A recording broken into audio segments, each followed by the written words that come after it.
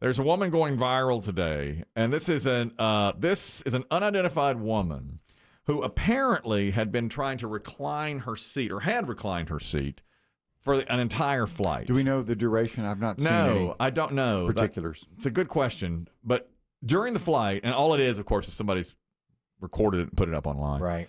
And so she reclined her seat, and the entire flight, they're pushing back. The people behind her were pushing back against her. So it was like a up, back. You know, she could feel them. Now, my knees, I'll admit to this, my knees hit the back of the plane seat because I'm so tall. And when people start to come back, I'll just dig them in, and they can't. But they think something's wrong with their seat. I keep, they keep on pressing it. Well, it's my knees that are blocking it, and then they spend the 140. And so my knees block. There's nothing I can do. I mean, my knees are there, but I could turn to the side if I want to and let them down, and then You got to book early, get the bulkhead. I do try that. A lot of times in the old days when I used to walk up to the gate, they would switch me to the bulkhead. They would say, or to an emergency row. I got a bulkhead coming. Yeah. Or you could This guy. or you could embrace your wealth and sit at the front of the plane. Or bulkhead. No, oh my God. First class. You're as bad as BB Shea. You're as bad as BB Shea. He made the point. I mean, there's a lot more room up front. Do you think they call me bulkhead? I bet they label. I bet they see me coming down the runway or coming down the aisle. Here we got one coming. Walking bulkhead. Oh God, we got a bulkhead here. That's what they call me. Now, you're comfortable opening this door if we crash. That always makes me nervous. And the first time they asked me that, I was like, I don't know. That's the aisle you want. I know. Open the door! Don't try it! I've had those thoughts. I mean, that is pressure if something does go wrong. Exactly, thank you. Because I'd be the type who wouldn't get the latch right or Right, something. yeah. It's like two things at once. And It's everyone's not behind easy. you. Not as And then easy you got to as think. rotate it the proper way. That's right. That's right. Well, this woman was apparently leaning her seat back, and the person behind her literal pushback. literally pushing back. Finally, everything boiled over as the flight has landed. They're getting up, getting their luggage. Oh. And she says, I have every right to have pushed my seat back. The whole trip, she pushed my seat. You seen it? No, she didn't. She put no. I'm allowed to put my seat back. I'm allowed to put my seat back. I'm allowed to put my seat back. I commented to Biggie, I thought she sounded a lot like Britney Spears. A little bit. This is my house. If I want to come in here and give you lotion for your face because it is coarse. That sounds exactly like She that could one. be from the Mississippi Delta. Yeah. They're down in Louisiana, maybe. Yeah. That's her Down hair. from Kennerway. I am on the woman's side. I mean, it is an can option. put her seat back. I agree. I mean, it might be considered rude, but you are allowed. You do have. How long was that this flight? option. Do we know? I don't know anything Yeah, about a lot the of it flight. depends on the flight, and it's those seats were designed to recline at a time when there was way more room on planes. The seats are much closer together. So you're now. saying they're building planes to with cram more seats in. cramming more seats in, but still giving you the option to recline it. It has become such an issue online that people are either firmly in one camp of, by golly, I get the I paid for the seat. I'm going to recline it. And if the airline, if it really is wrong, then the airline should stop making them reclinable. I know. You know, that's the only I answer. agree. That if you're But not see, the going to problem is sometimes you do have night flights or overnight flights, and it's Yeah. you know, with Everybody those, reclines. everybody puts their seat back, so the whole that's cabin is in the same boat. You're sleeping. You're trying to sleep. Or if nobody's behind you, you would like that. Roll it option, back. You know, it would be nice, I guess, if you turned to the person behind you and said, Yeah, that's always nice. That's what they say, but you know, I'd say 90% of the people don't do that. 95% don't do that. they may not even know to. They, I don't know how often. I mean, people fly. sometimes I'll occasionally just give it a, Oh, you do. you know, I'll give it like a 5% Yeah. tip if it's a longer flight. I must say, now I don't fly much outside that harrowing experience that I down to Carowinds. right. And sometimes I'm halfway through the flight and don't even realize, I don't have my seat back. You know, it's not like it's a big hindrance when you don't have If they're it back. short flights, if they're less than an hour, hour and a half, I don't put it back. It's just too much bull. Do you know what I read too? Remember that woman she had that major freak out on the plane. Oh, she yeah. said, that MFR is not real. Yeah. Yeah. That's not real. She said she was on a podcast recently, and they asked her, what did you see? And she said, I saw nothing.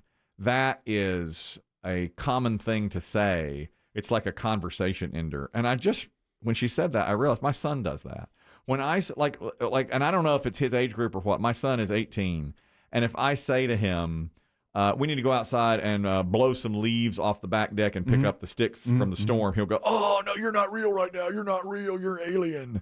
And he really will say that. And she was using slang. That's what she's saying now. Remember her? She sounded terrified, though. I know. Very weird. That might be the dumbest thing I've ever heard. That's what she said. And I can't explain language, but well, it's like if I say you're not real, it goes away. So it's what I think is the where it came from. This is the woman. I'm telling you, I'm getting the off, and there's a reason why I'm getting the off, and everyone can either believe it or they cannot believe it. I don't give two but I am telling you right now, that mother back there is not real. And you can sit on this plane and you can die with them or not. I'm not going to. That's not right. No, that sounds a little more disturbed. That's not what she's saying. That's not what. Now she's trying to cover it up. She's was she ever charged with anything? I think they let her off the hook on that. I guess they talked to her in the terminal, right? Did. Because she said when you say we're all going to die on this flight, yeah, you got to get her talking to. Yeah. I would. She wasn't put on a list or anything. No, was she? I guess not. If I were her, I would chalk it up to I had a panic attack over flying. Too many Xanax. Yeah, something like that. But now to say, oh yeah, it was just like part of the vernacular. That's not true. Yeah, I still think she's on something. She's going crazy on that. I mean, it is one of that has become part of the vernacular when you say you can't see me. That. Oh, there's that. That face wipe motion. That's right. You can't see me. My son does say when I want him to do any work at all, he'll go, "You're not real right now." And I'm like, "Yeah, I am real right now. Yes, this is real life, son. This is real. You must take out the garbage." Mm-hmm. I tell you what you missed on Friday, Dave. What? His roommate, chlamydia. Got the clap. No, that's the that's the G. That's the G. Yeah. That's the gone. Gonorrhea. No, he's got chlamydia. He ain't going home. It's all fine.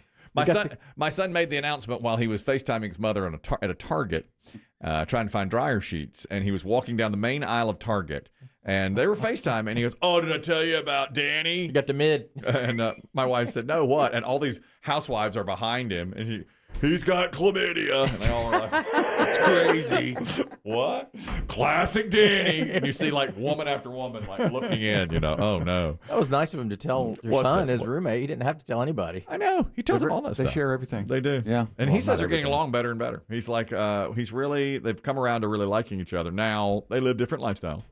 One has chlamydia. Okay, fine. But I don't. All right, and I don't. It's what brought us together. Yeah, apparently. There is some experts are saying the FAA says refrain from recording people freaking out on the planes. We've had two examples right here. Oh, that's not that's genie's not out of the happen. bottle. No. The reason is they say it could get in the way of the crew doing their job if you've got your phone up trying to get a good angle of it. No. Flight attendants trying to tend to a passenger who's having an issue, people whipping out their phones get in the way, could distract them from doing their job, and it can rile up the passenger even more. This is falling on all true. There's no way this falls. All true. Yeah.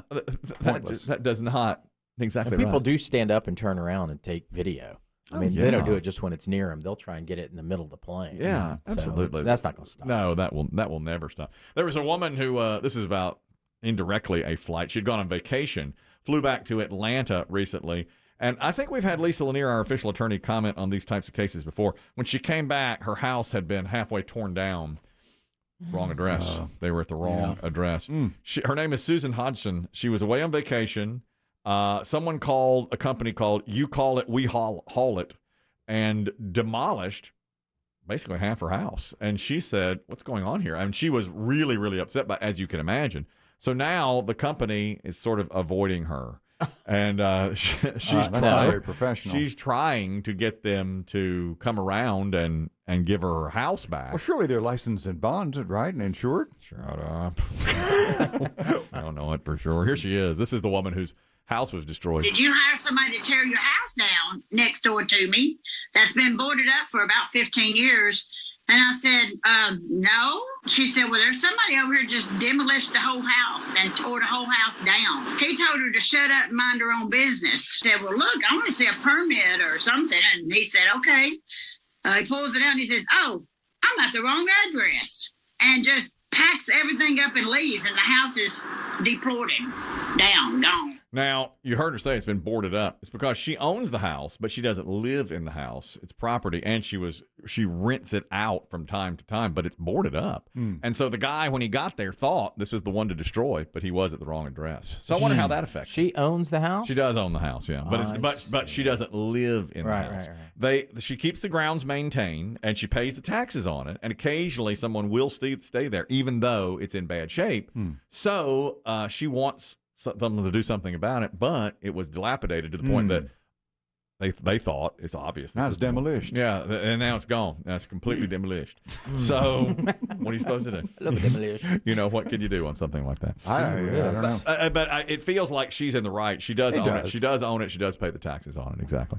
One more quick one here. I guess this would be a matter for Lisa Lanier as well.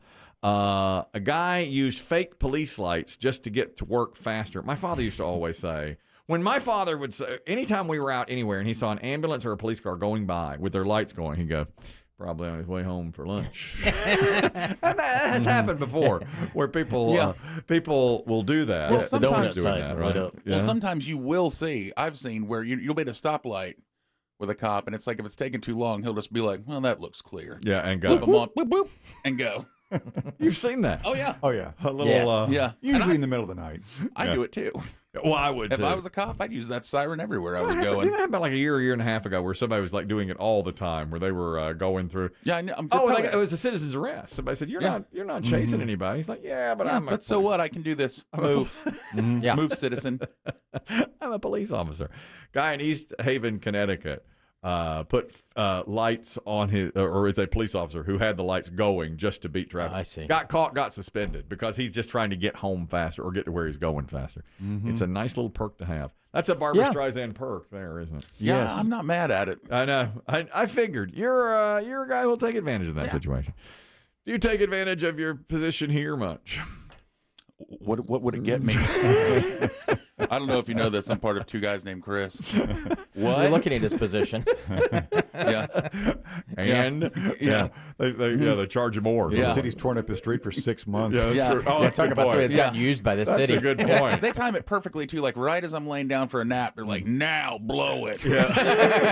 Shakes the building. All the jackhammers. Yeah, all the jackhammers. You said something in the thing that has stuck with me most that you have said in the last few months was how often construction crews must come very close to having a terrible accident because you hear all the time because there's construction going on around your building a lot. Once a day, I hear, "Whoa, whoa, whoa! No, stop! Stop!